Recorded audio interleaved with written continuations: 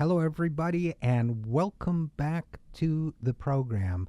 A little something different I think it's worth talking about this week. A new article in the Christian Science Monitor is headlined, and a quote, new study suggests Americans could feed more people by changing their diet. The article covers a study done by the School of Nutrition Science and Policy at Tufts University. The study was published this July, and it says that we could feed more people with the same land by eating less meat. In fact, there's a couple specifics to start out. We use 633 million hectares. I never knew how to pronounce that. Hectares, but we use 630 million of them for food production. And the study tried to see how we could do if we modified our diet, modeled different types of diets in terms of land use. So they did a baseline, what we're doing now, the typical diet.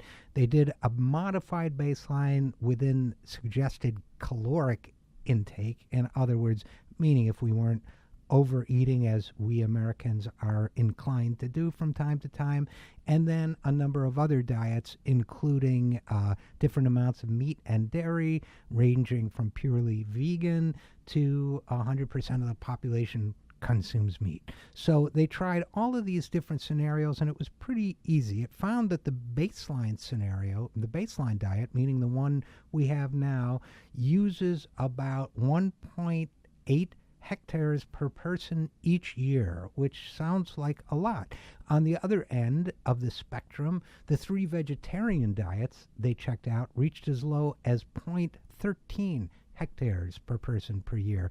In other words, there was almost 10 times, tenfold difference between the amount of land use involved in meat versus non-meat. Now, we already know from other studies that meat use involves enormous energy consumption and other types of resource consumption. So you get where this is all going, which is, and I was vegan for a couple years. I backslid on that.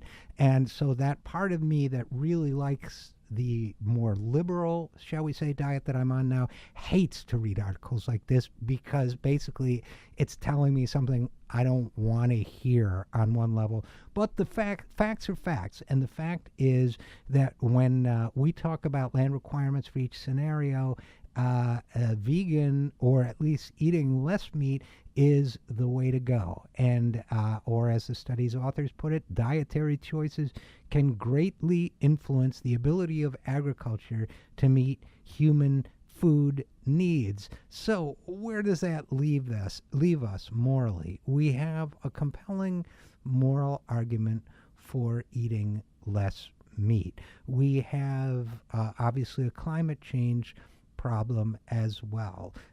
The fact is that globally, we still have people who are starving, quite a few people who are starving. The fact is that even here within the United States, we have millions of people that remain food insecure. That is, people who are not sure that they will have enough to eat from one day to the next. Food insecurity in the United States is a rampant problem.